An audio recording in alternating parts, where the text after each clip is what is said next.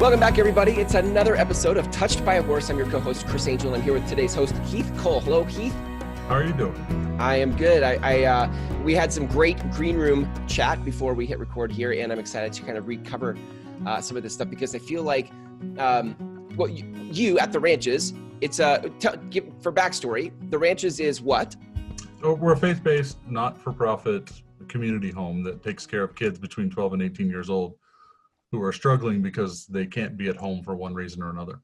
Got it. Yeah. And you have different programs. I know that you use when last we spoke, you were bringing horses into the mix in terms of Gestalt coaching. Yes. Yes. My wife is the Gestalt coach, and I've been around horses my whole life, but yeah, we're trying to integrate that into the healing process for kids. Right. I love that. And so last time we even talked about kids for most of that conversation. And this time we're shifting focus to adults. Like, you have a saying there, and I'll let you kind of roll with it, but it's we're all kids. We're all kids, even adults. We're all kids. Yeah, we have a tendency in the world to say that there's adult problems and kid problems, but really we're all just kind of dealing at this emotional level with whatever we've got. Yeah, right. For me growing up, the struggle I had, my parents were in this business and they were working for God and working with hurting kids. And it's really difficult to know where you fit on the priority list when you're in essence competing with God and hurting kids. And so a lot of people try to come up with the worst story wins. And you see this kind of victim mindset take hold where everybody's trying to say, I can act however I want because I was hurt so badly. And that's really not helpful when you're trying to help a kid not behave badly. And so a lot of times our work centers around helping adults to be at a place where they can help kids. Do you think that comes for adults? Do you think it's that obvious? Like I was hurt really bad, so I can act how I want? Or is it more subconscious? Like it doesn't really, you know what I mean? Like, does that live under the surface, or do you feel like that people are pretty much self-aware of that? In my experience, it kind of lives under the surface until a kid that you're working with hits a trigger that brings it up. And the kids that I work with are gifted at hitting triggers. What does it sound like when an adult gets that trigger and they're like, oh, you think you had it so bad? Like I had to walk to school 20 miles both ways up hills. Like, how does it sound when that trigger happens for an adult? You did a pretty good job there, but you think you have it bad, and then they launch into their own kind of tale of misery based on how they grew up. And it's really not helpful to tell somebody that's hurting that you hurt worse at some point when you weren't present. But it happens pretty regularly. I think, is it fair to say, like, we all of us adults have some trigger? Is that fair? Yeah, absolutely. I tend to have some triggers around kids that are a priority over me because my parents grew up doing this work. I was growing up and God was the reason they were doing the work, and the kids were who they were working with, and I didn't fit into that. And so sometimes when I get deprioritized, I have to really work myself through that. And I think as adults, that's our job, is to kind of raise that inner child and say, you don't have to react to this, you can respond to it. And so I work with my kids in this work. And so a lot of what I do is try to help make sure that my kids never have to worry about where they are on my priority list. Your own kids, your biological kids. Yeah. Right. Yeah. One of them called me right now. I would figure I would pause this interview if it was an emergency. And those are little things that are important to me that if I hadn't grown up the way I had, wouldn't be important to me. My wife didn't grow up the same way I did. And so leaving a voicemail is fine for her. For me, because there's other kids in my life that are kind of demanding my attention. I don't want my kids to have to wait in line for that. And so I think those triggers can become motivators, and they become principles that your foundation is built on if you deal with them. Yeah, absolutely. And a lot of people just don't want to deal with them. I asked a question about, like, is it fair that we all have a trigger? Because I feel like regardless, whether we're talking about the relationship you have with your kids and the harmony at home, or we're talking about working relationships, or adults have such a wider scope of life to live than kids, because kids are kind of like in this little bubble until they are independent and emancipated. But adults we have all sorts of places where triggers can happen. And I feel like there's a lot of places where if we're not self-aware, or maybe we're even self-aware, but we don't know how to get to the other side of it. We're just so wounded that we're like, trigger happens, I get mad, and now I don't know what to do with it. you know? And that's a great thing about working with horses is they don't know our backstory. Mm. Furthermore, they don't care. Yeah. They care about where we are emotionally in the present, Mm. and they're dealing with that. And I think a lot of times when we get triggered, we stop dealing with what's in the present and we start dealing with what's in the past. And Yep. for me, helping adults to give up the idea that they can have a better past is the kind of the centerpiece of working with adults that want to work with kids. Mm. And so when I say we're all kids, a lot of people bristle and they say, oh, no, I'm an adult. But if you really boil it down, we're all kind of this little kid who was pushed aside or was mistreated or not listened to or Right. too hyper or whatever it is. Yeah. And when we get back into those positions where somebody triggers that response, we tend to react from that place of being a kid. And we have to actually intentionally work to get to the point where we respond to it as an adult. And if we don't do that, then we'll always react to it like a kid does. Right. Do you feel like I mean, I've done a lot of self work or, you know, like doing work on myself and going in the shadows for, I would say 17 to 20 years. And I still have triggers. So like, do you feel like, is there ever a time when we as adults are like, you know, graduated from these triggers? Can we ever like just be done with that? Please. Well, I think there's this scenario where you go live as a monk or something and you can avoid triggers. Sure. But no, I don't think you ever kind of achieve this place where there's nothing that ever creates an emotional response that you're going to have to respond to. I do think there is a place where you can get to where you recognize that you're hitting a trigger and you stop yourself and say, I get to choose how I respond to this. I have a choice. Mm-hmm. And a lot of people that work with kids, if you look at it like in the basic terms, everybody's seen the scene where the adoptive or foster or stepdad says something to a kid and the kid says, you're not my real dad. Right. So that's an intentional trigger. And so those are kind of these exaggerated examples that we can all be familiar with, but there's a lot of those little things that go on. And you know, traffic or politics or, you know, anytime you're in a situation where somebody was raised in an environment where they weren't heard a lot, they didn't find their voice. Anytime somebody marginalizes them and tries to shut them up, they're going to have an emotional response to that. And Facebook comments are a great place to see that. Yeah. I don't think it's helpful, but you can see it. And so as an adult, I think our job is to kind of be aware of as many of those trigger spots as we have. And then we all have like these strategies that we use to deal with those triggers.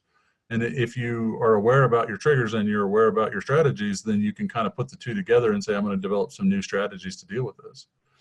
So how do we, if we had to like make it actionable, if I'm an adult and I'm hearing this conversation, like, okay, I get that I could be, that I have triggers. I get that. And I get that I have a choice to make in the moment when the trigger happens. Is there I'd really like to make this a recipe. Is there just like a foolproof magic bullet, please, that you could give me that would make this work? But how do I constructively work with those moments? Well, I think the first thing that you have to do is address why you don't want help. For me, a lot of that's tied up in being a male. I mean, I grew up on a ranch with kind of this cowboy mindset that buck up, little camper, and stop your whining. And so a lot of times we translate that into our adult life by saying, I should never need help. So I think the first step is to sit down and say, okay, what is it that is causing me this failure in my relationships? And then find somebody that's willing to walk through it with you. Yeah.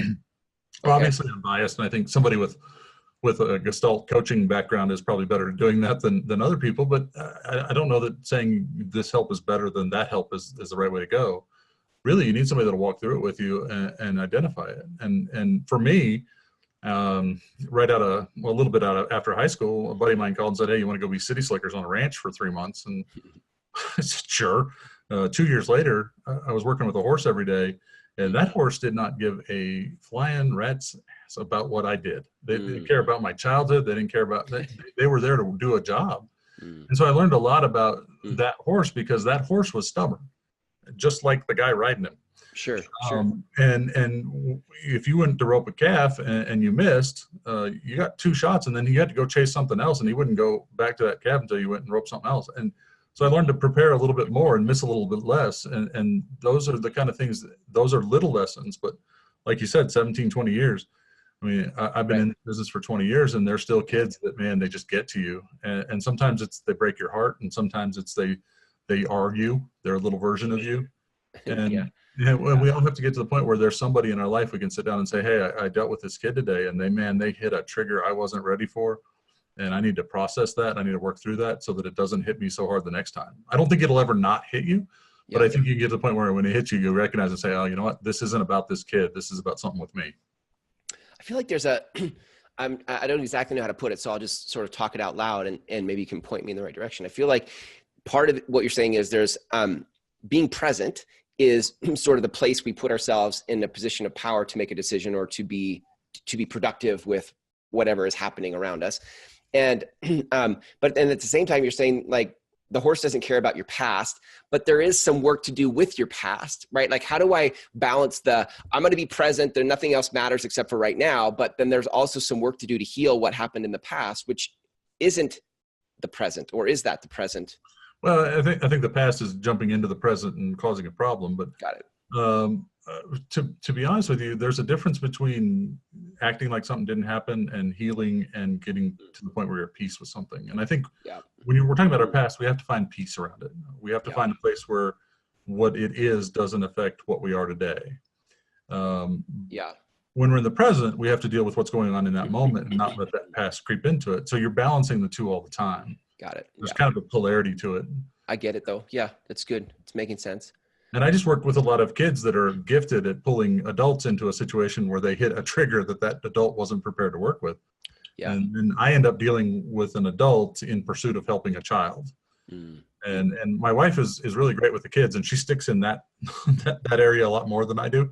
But I end up working with a lot of adults and trying to walk them through some of those things that are preventing them from being open and compassionate and really vulnerable to a kid, so that kid can move forward, and so they can move forward with them in the present moment.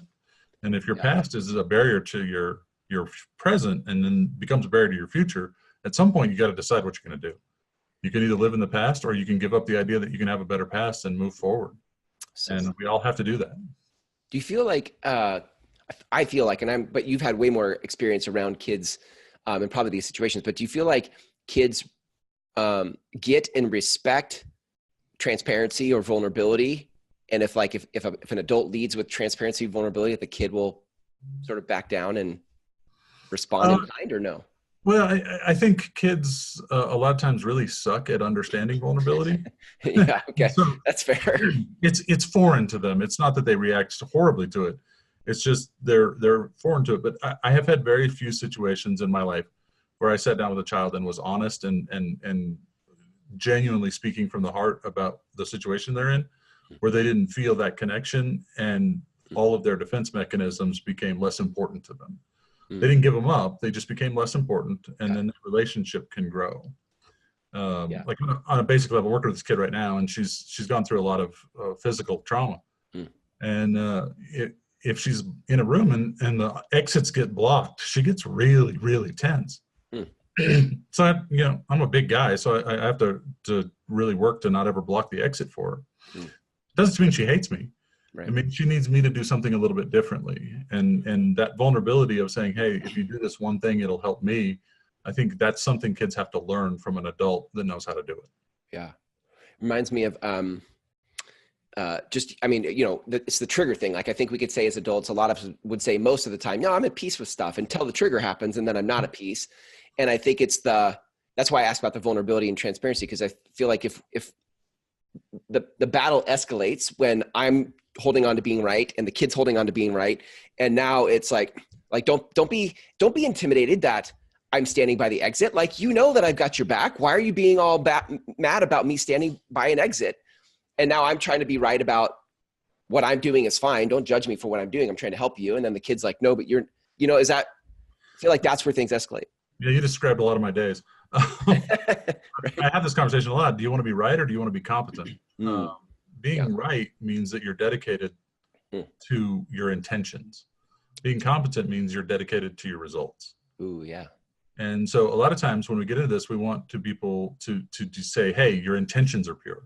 Well, you wouldn't be working with kids if your intentions weren't pure. Right. Good point. Yeah. But your competency has to come in at some point. And that's when you say, okay, this kid being upset because I'm standing in a doorway isn't about me. It's about something she's dealing with. And if all I got to do is move out of this doorway, and that helps her, why would I not do that? Right. That doesn't mean that we never revisit it. It doesn't mean at some point we don't talk about how she can deal with that in a different way. Right. This is one small act of kindness for this one child in this one moment that can matter. And if you're more dedicated to being right than to moving out of the doorway, that you've made the issue effectively. It's gone from a kid issue to it's being your issue now. Right.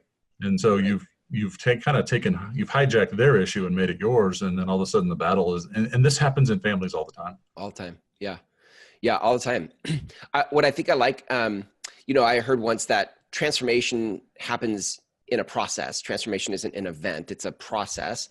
And I can see parents or adults who, we're titling this like We Are All Kids, and we're raising our inner child as adults. And that's a process. Raising your inner child, it's a process.